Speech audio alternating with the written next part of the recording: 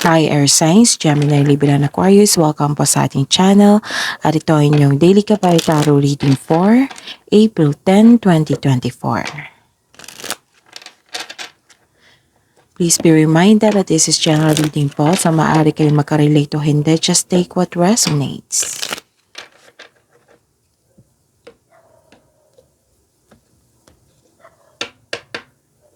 Gamitin ang reading na ito bilang gabay lamang.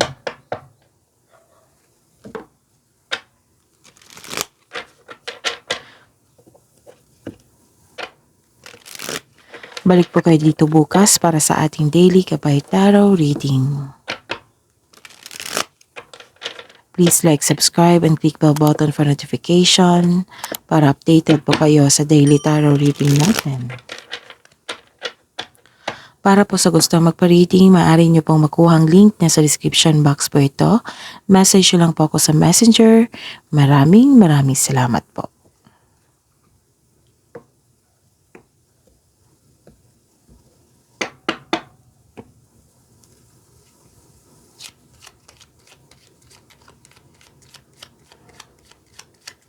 Spirits Guide, maganap po ngayong April 10, 2024. Para kay Gemini, Libra, and Aquarius. Ooh. Okay.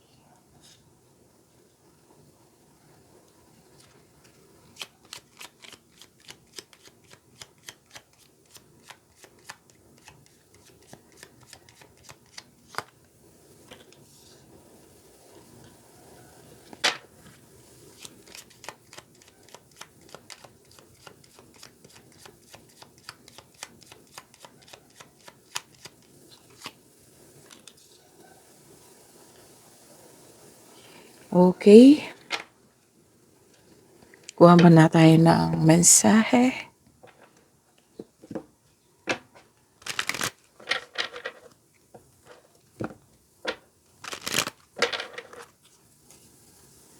Spirits Guides, mensahe pa para kay Gemini, Libra, and Aquarius ngayong April 10, 2024.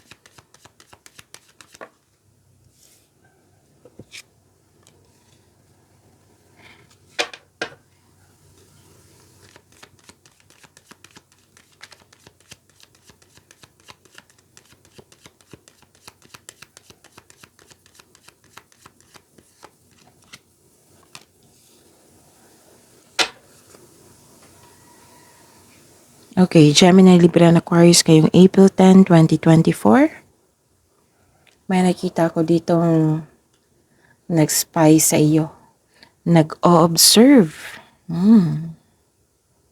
Nag-observe po siya sa inyo, nag-spy. Mag-ingat po kayo sa taong ito kasi manuloko po ito. Mahilig po itong magmanipula. Rather than busy kayo sa inyong trabaho ngayon, nakikita ko dito yung isang tao na nagmamasid sa iyo, nag-observe sa iyo, kung ano yung ginagawa mo. May gusto siyang kunin sa inyo. Itong taong ito ay mang-aagaw, mahilig, kung anong meron ka, gusto niya meron din siya. Ganun. Tapos may nakita ko dito na paglilipat. This is movement, paglilipat, transition, transformation. Pwedeng magbakasyon kayo para magpahinga or nagkaroon ng adventure. Pwede din naglipat ka, nagkaroon ng relocation, pwede din nag-abroad.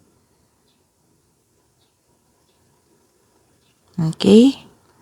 Tapos nakikita ko dito na mag-ingat po kayo kasi nakikita ko dito sa sobrang pag-iisip nyo dito. Nag-overthink na naman kayo. Okay? So again, Gemini, Libra, and Aquarius,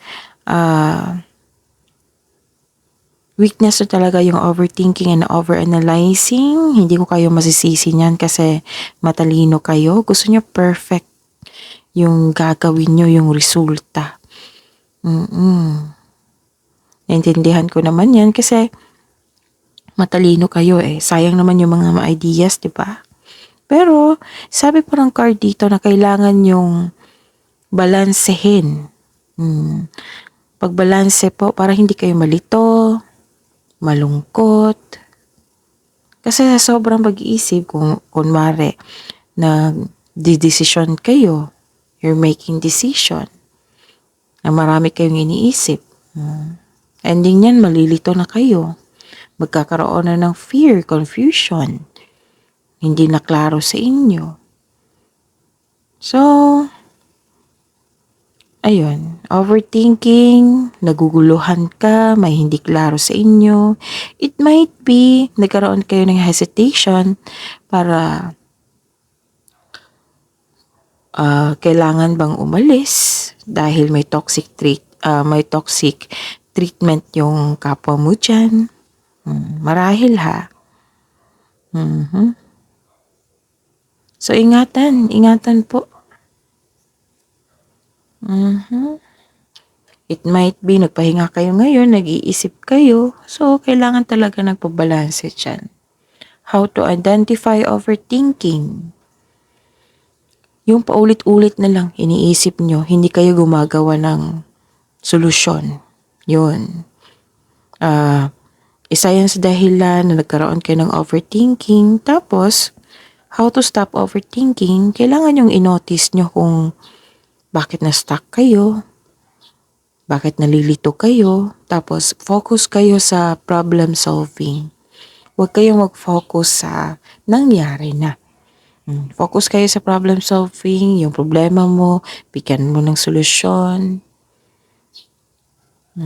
And challenge your thoughts. Schedule mo yung time for reflection, hindi yung buong araw mo na nagbigay ka ng time para pag-isipan yan na walang solusyon. So, schedule mo yung time for reflection. Siyempre, kasama yung meditation na yan at pagbalanse. Diba? And ito, learn mindfulness skills. Train your brain. Kailangan talaga makawala kayo dyan. Kasi overthinking and overanalyzing, yan yung isa sa dahilan na mawala yung opportunity sa dumating. Isa sa dahilan na mas magguguluhan kayo. Isa sa dahilan na hindi kayo magiging happy. Mawala yung opportunity. So get out of your head and explore the world. Okay? Kasi yan yung pumipigil na para hindi ka maging happy. Tapos hindi mo napansin na may opportunity na dumating dahil nakakulong ka sa inyong isipan. So stop overthinking kung pwede po. Okay? At ang mensahe po para sa inyo is support is all around you and believe in miracles. May paglalakbay talaga. Nakikita ko dito. New journey. This is new journey and travel. Relocation. So claim this message na support is all around you. Lahat ng desisyon mo, idea, suporta ng pamilya mo, mga kaibigan mo, kasamahan mo dyan. Support is all around you and believe in miracles. Spirit Skies, energy po ni Gemini, Libra, and Aquarius ngayong April 10, 2024.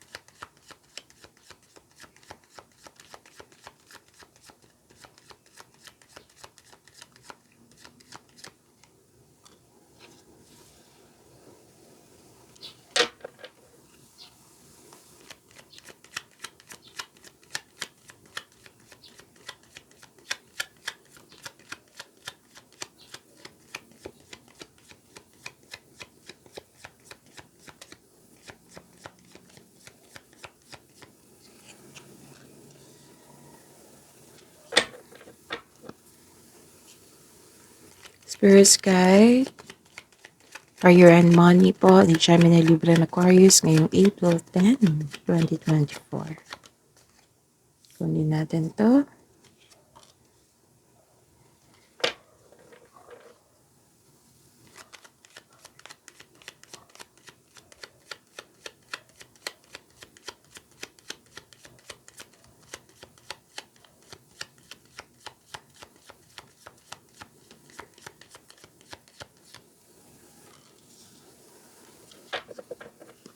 Spirits Guide, Love Life, Self-Love, Partnership, and Romance, si Gemini, Libra, and Aquarius, ngayong April 10, 2024.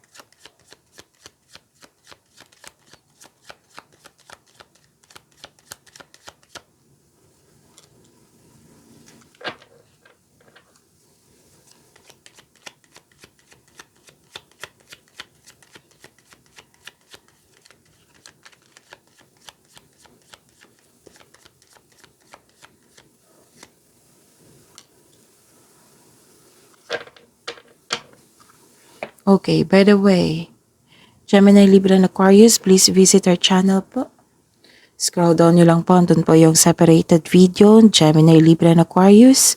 May April 1 to 15, 2024 Gabay Tarot reading, first half of the month. May career and money for April 2024. And may monthly Gabay Tarot reading for April 2024.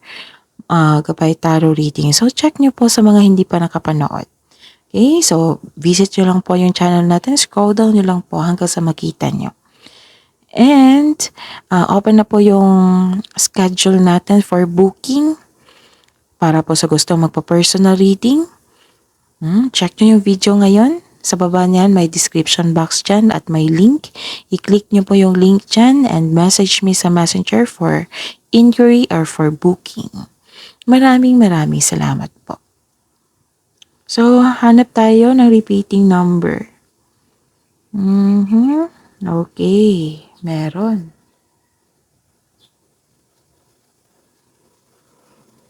Okay, may 10-10. So, this means this is,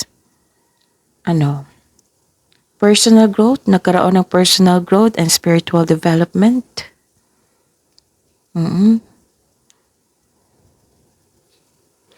So this is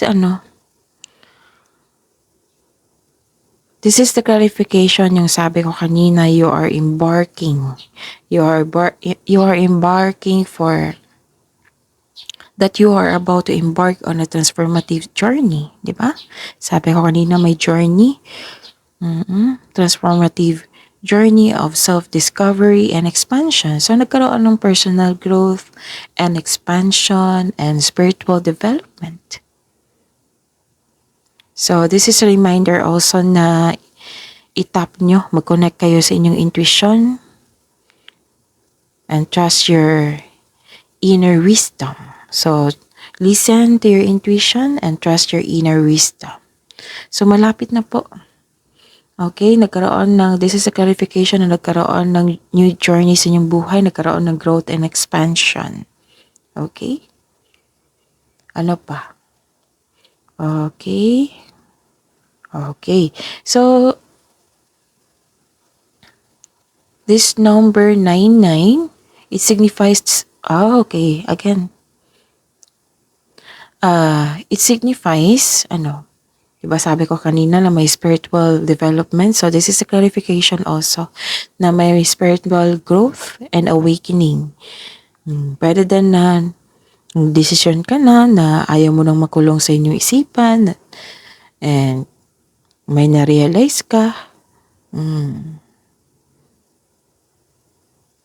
So, this is spiritual journey, spiritual development. And it encourages you to take control of your destiny. Wow, so this is growth, expansion, spiritual development. Meron pa ba? Meron pa.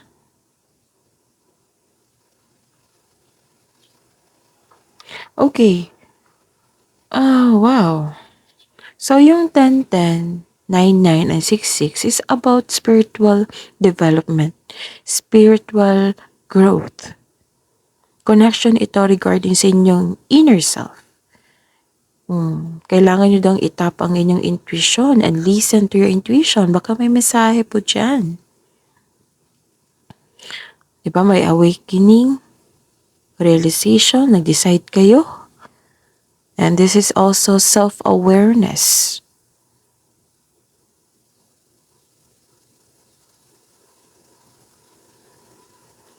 Kasi some of you, nagkaroon ng awakening dito, yung naintindihan mo yung purpose mo sa buhay mo. Oo.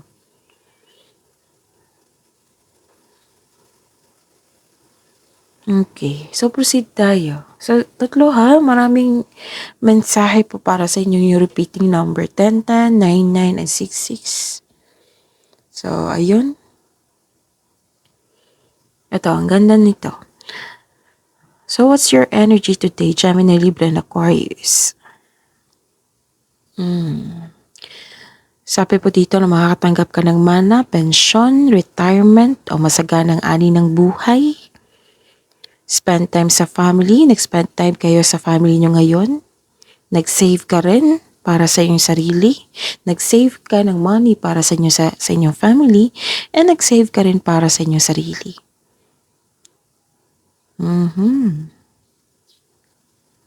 So, ayun. Sa mga single dito, may mensahe po sa inyo na papasok lang kayo o interesado ka lang na magkaroon ng relasyon kung ito po ay seryoso sa buhay. And some of you, ipakilala nyo na yung partner nyo sa friends nyo, sa family mo. May nakita ko dito na kausap mo yung family mo tapos nagplano kayo na magbuo ng family business. Pwede na nag-uusap kayo via phone, social media, or sa personal. Tapos may nakita ko ditong offer na makipag-business partnership sa inyo. It might be kaibigan mo ito or kapatid mo. Some of you nga dito na iniisip nyo ngayon na gusto mo talagang bumili ng property. Or it might be bumili ka ngayon ng property. Nag-decide kayo. Ganon. And sabi ko sa inyo kanina na support is all around you. Nakikita ko rin dito na indeed, clarification talaga na nagkaroon ng suporta, nagbigay ng suporta ang mga taong malapit sa inyo. Pwedeng partner mo, family, kasamahan dyan. Full support sila sa inyong plano sa buhay. Tapos nakita ko dito humihingi ka ng advice sa mga elders, sa mga well-experienced na sa iyong business industry. So this is completion of cycle. Okay?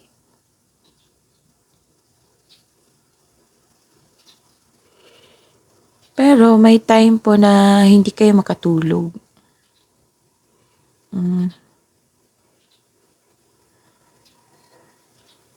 Kahit nakakuha na kayo ng mensahe or advice sa kapwa nyo,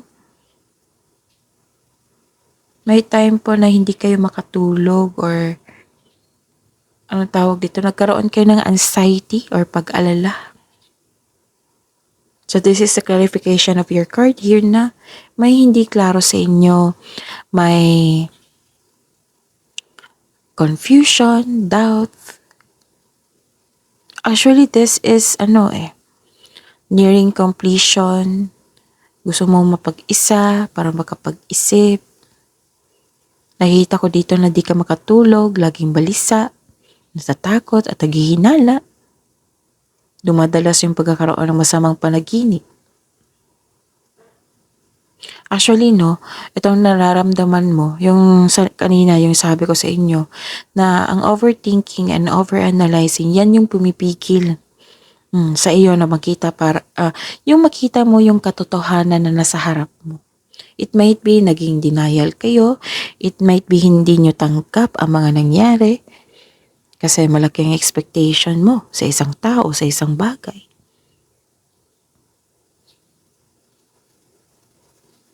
Kailangan mo itong labanan po sa pamamagitan ng pag-unawa, pagtanggap sa isang sitwasyon. Okay? Kailangan ng pag-unawa po dito. Pagtanggap, i-embrace nyo, surrender nyo lahat yung worries kay God. Maghingi kayo ng divine assistance. Actually, nakikita ko talaga dito yung paraan para makawala ka dyan sa overthinking mo. Isuko mo yung worries mo. Kasi may nakikita ko ditong spiritual growth, spiritual development. So marahil some of you nakausap si God ngayon at humingi sa Kanya ng tulong, ng divine assistance. Kailangan nyo rin isuko. Isuko mo lahat yung worries. Tanggapin ang mga nangyari. I-embrace mo. I-surrender mo lahat. Acceptance kailangan. Yes, ang hirap talaga. Pagtanggap, pag-surrender. Kasi si Gemini, Libra, and Aquarius is anong tawag nito? Si Gemini, Libra, and Aquarius is a goal achiever. Goal hindi gold. Goal achiever. Goal. Diba? Sabi ko sa inyo, perfectionist kayo kasi matalino kayo. Hindi ko kayo masisisi niyan. Kasi matalino kayo, gusto nyo perfect yung resulta, perfect yung moment. Kasi sayang naman marami kayong ideas, diba? Pero kailangan talaga kasama talaga to. This is your weakness also. Itong overthinking, pag-alala. Diba? Suko yung worries kay God, hingi kayo ng divine assistance, and tulungan mo rin yung sarili mo para tulungan ka niya. Okay? Kailangan makita nila na tinutulungan mo yung sarili mo. Fix yourself. Huwag niyong pahirapan ng sarili. Huwag niyong pahirapan ng sarili niyo. Okay?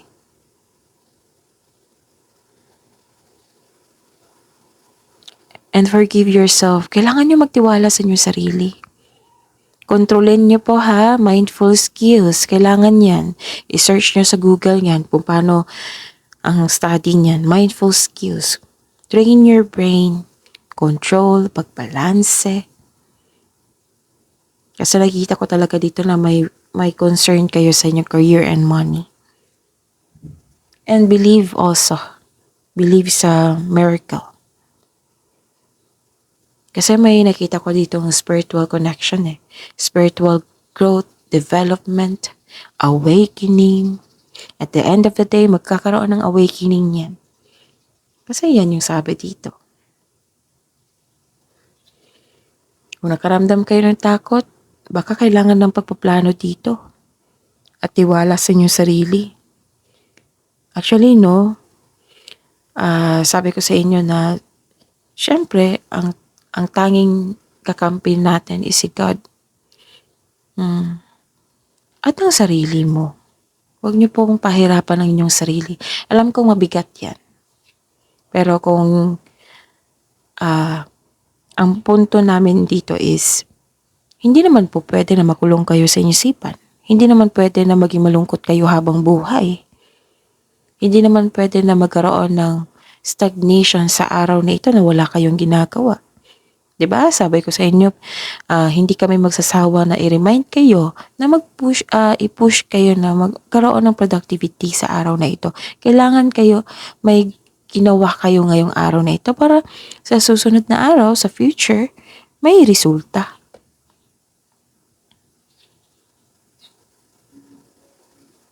Focus sa peace of mind po, Gemini, Libra, and Aquarius.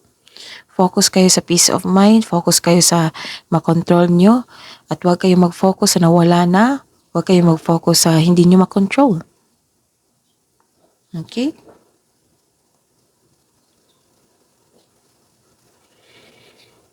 Okay.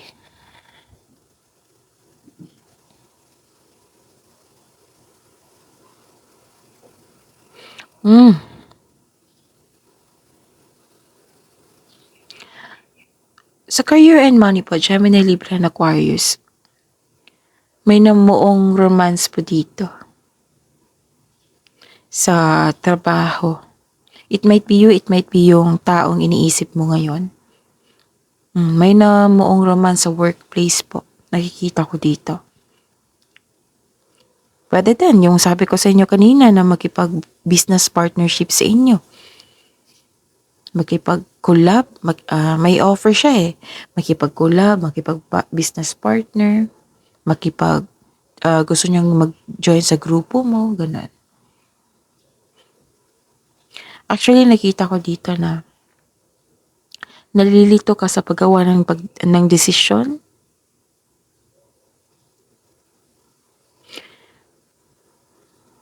Pwede din na hindi kayo nagkaroon ng pagkakaunawaan ng kasamahan mo dyan. Yung kasamahan mo na sa trabaho naging too dependent na sa inyo. So to fix the imbalance, look inward to see where you can find the source of this harmony. Ano yung punot dulo na nagkaroon kayo ng disharmony? Or yung tao na naging dependent sa inyo, baka binibaby nyo, baka in-spoil nyo. Kasi si Gemini, Libra, and Aquarius, mas gusto nyo magkaroon ng, anong tawag nito? Gusto nyo magtrabaho na mag-isa. Yun. Para plain and smooth transaction. Yan. Siguro, inaako nyo yung trabaho nyo na instead gagawin niya. So, give chance. Kasi normal naman yan kung magkakamali eh. So, give chance. And baka pwedeng i-share mo yung talino mo sa kanya, yung kaalaman mo sa kanya. Para matuto din siya. Para hindi na siya maging dependent sa inyo. Okay? May nakita kong frustration dito eh. May gusto kang kunin. Yes, may gusto kang kunin. Okay. Bakit ang sakit ng likod ko ngayon? Masakit bang likod nyo? Okay, sa career and money. I see. May iniisip ka sa mga nangyari noon. Regarding sa career and money, may iniisip ka. Na-stuck ka eh. Isa to sa dahilan na nag-overthink kayo, napahinaan kayo ng loob.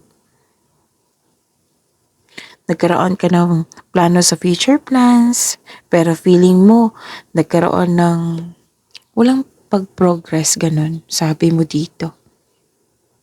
Feeling mo na-trap ka. Yun nga, yung sabi ng card dito na ilang beses na sinabi ng card dito na kailangan yung i-accept and move on kasi hindi na yan magbabago yung mga nangyari sa past. Kailangan mo yan tanggapin. Kunin nyo yung mga nangyari sa nakaraan. Kunin nyo yung lesson. Okay? Kunin nyo yung lesson, then move on. Oo, nakatira na po tayo sa present po. Sayang naman po yung oras nyo instead na itulog nyo, magbigay kayo ng time sa partner nyo o sa kapwa nyo, or magbigay kayo ng time for research para madagdagan yung skills mo, yung kaalaman. Sayang naman po kung puro pag-iisip, puro overthinking yung araw nyo ngayon. Kaya, yun kailangan yung tanggapin, acceptance ang kailangan. Kasi may sama ng loob dito. May nakita ko na may sama ng loob regarding sa career and money nyo. Nagkaroon ng self-doubt, which is the clarification of your cards here, and here. Pero hindi nyo matanggap failure to face the facts. Nagkaroon ng delay. So alam nyo naman kung nagkaroon ng delay, kailangan ng pagtanggap niyan. Okay? Tanggapin nyo po. Huwag nyo pong pahirapan yung sarili nyo. And sa love life, self-love, partnership, and romance, this is emotional offerings. Para sa mga single dito na may parating na ideal partner nyo po. Sabi po dito na take things slow. Take things slow. Tapos, sa mga marelasyon dyan, sa buhay mag-asawa, may pangyayaring aminan. Kasi may nakita talaga akong offer dito. Baka may offer yung partner nyo. Kasi posibleng proposal ito Yes.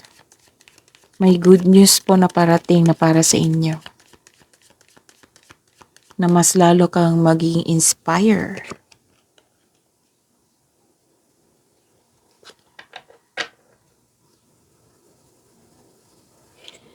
Okay. Ang ganda nito kasi Wheel of Fortune na sa mga single dyan na may chance kayong, yes, indeed, na sinasabi talaga dito, no, parate, na may mamimit kayo na isang tao. It might be this is your romantic partner na. Or parating pa po. Sa mga may relasyon dyan, na may problema, sa may relasyon, sa buhay mag-asawa, na may problema or hindi pagkakaunawaan nung isang araw. Yung sabi po dito na may pagbabago po daw na parating na magiging happy kayo. Makareceive kayo ng blessings. Diba sabi ko kanina, magkakareceive kayo ng good news, blessings. May magandang new experiences after a time of sadness. You are moving from a painful cycle to happiness. So embrace nyo. Actually, nakikita ko talaga dito na nagkaroon talaga ng awakening, realization, tama na to. Kailangan ko makawala sa pag-overthink. Masyado ko nang pinahirapan yung sarili ko. Ganun, na-realize nyo. So, love message po para sa mga single. How's that for happily ever after? So, pagbabangon din ito. Pagbabangon din ito. Actually, may another 9 dito. So, spiritual growth talaga, growth and expansion. Sa buhay mag-asawa, sa mga may relasyon, notice everything remarkable about your relationship. So, may darating talaga sa inyo na magiging happy kayo sa inyong relasyon. And, kailangan nyo mag-move, kailangan ng movement dito. Set your intention and take action towards towards making your dreams a reality para wag kayong kung pwede makawala kayo sa stagnation po kasi nakulong kayo so kailangan nyo ng movement dito, taken action na kasi may dumating na opportunity na may potential na maging maabot mo yung dreams mo sa buhay. Kailangan nyo talaga mag-connect sa inyong intuition dito. Ang dami mensahe, no? See? Balance, spirituality, and practicality. At least nakawala kayo. At least nakawala kayo may realization. So, message from Archangel Ariel. Be courageous and stand up for your beliefs. So, that is your reading. Gemini, Libra, and Aquarius for April 10, 2024. Please like, subscribe, and click the button for notification para updated po kayo sa daily tarot reading natin. Maraming salamat po.